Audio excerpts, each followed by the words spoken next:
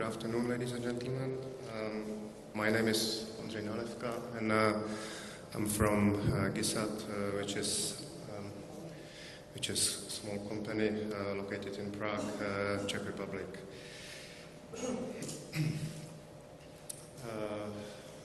Sorry for there are some mistakes, but in my presentation I would like to talk about Pilot 2, which was aimed on development of some land information system. Now I will say some words which have been mentioned before. So one of the purposes of the HLanData project was to demonstrate how to harmonize land cover, land use data, and how to provide them in a harmonized form to variety of users. We believe that good understanding of this data may be essential for efficient and quality spatial planning and sustainable development. So they have to be provided in a harmonized form, but also in a form which is understandable for many users with different levels of knowledge. So we believe that there should be some sort of interface or some way how to provide the information from these data sets to these users in an understandable way. So we can conclude some requirements for this interface. It should be widely available for many users, so web solution seems to be the best way. There should be some tools how to search data, how to analyze them, how to visualize, how to display them, and also there should be some way how to connect with other not only spatial data but also with other statistic, social, economic data. Sorry. Excuse me. From different sources of different levels of details. Let me talk a little bit about technical background of our application. The overall concept was inspired by EA LEAK, which is abbreviation for Land and Ecosystem Accounting, which it's a, let's say, set of tools allowing us a better understanding of changes of ecosystem over time and with information coming from spatial data sets. Some more information about implementation. We used a client-server architecture with quite a lot of open source frameworks on the client side. We used EXT.js4 and OpenLayers libraries, and on the server side we used like common Apache web server, Minnesota map server, Ajax handlers, spatially enabled Postgres database, and also we access the data by OGC services, namely VMS and VPS services. I will skip this slide. Now I wanted to show a short example from the application. I hope it will be working. So now I would like to move to that table, and we will try to run it.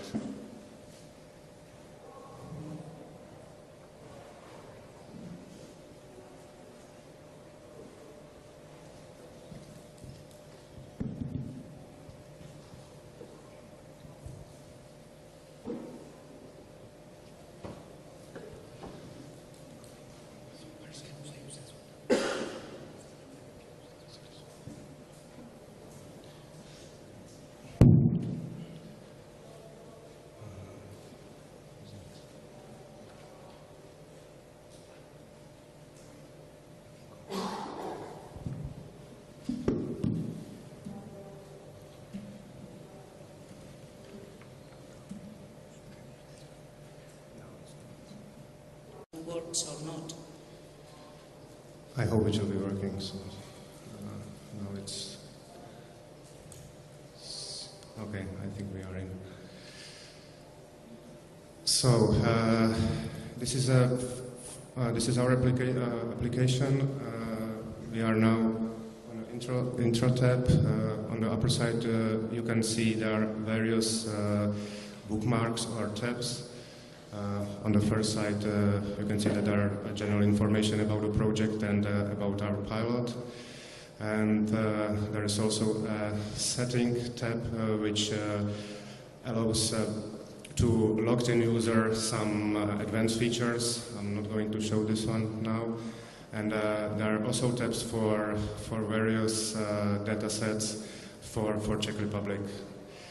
I will focus on changes tab. I hope it will be working in this browser because it was debugged for Google Chrome. So let's see. Okay, as you can see, there are some components of the application. On the left-hand side, you can see administrative units for Czech Republic. This panel is interactive. Just below, there is a table of contents where you can see quite a lot of layers which can be displayed in this map window. With those layers, you can adjust some settings like opacity, and you can change the order, and so on. Below the map, there is a table window where you can see different attributes. Unfortunately, because of the resolution, you cannot see the data which are hidden below this window. And on the right side, there are charts, which are unfortunately not visible because of the resolution. But I will try to demonstrate it with this one. Let's say that we would like to check the consumption of land cover and structure of consumption of land cover in for example, this region. So as you see, we clicked on the region, and on the right side, the graph changed.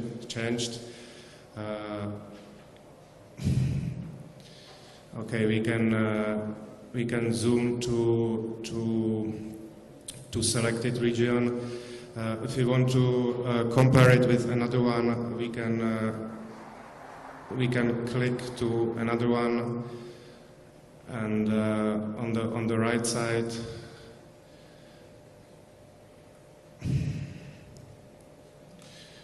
you can see that that graph changed, and we can compare the values for both regions. If we want to go to more details, we can just expand the selected region, and if we zoom in, we see that all of these charts are now visible for lower administrative units.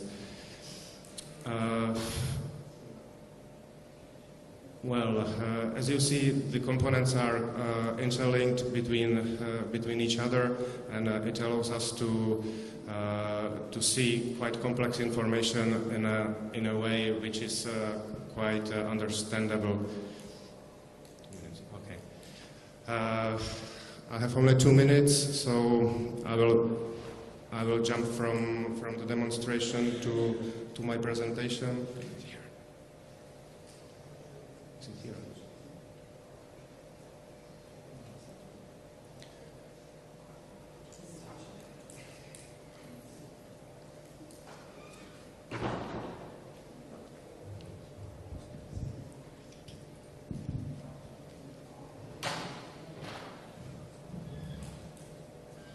Okay, just to pinpoint some highlights of the web tool application. It access quite complex information in a way which is, I would say, easy to understand, to analyze. All of these data are interconnected, so it allows more complex insight into data. The application, and I think it's one of the most benefits of it, can be shared between a lot of users over the internet. So it's quite a good and yeah, like if I would like to conclude my presentation, I'd like to say that we need a lot of information for quality and efficient decision making. There is quite a lot of data, but for exploration of this data we need some tools.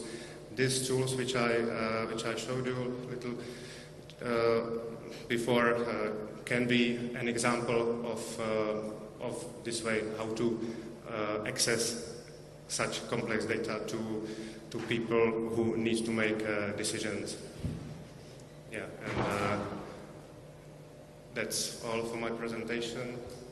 Thank you for attention, and sorry for technical problems.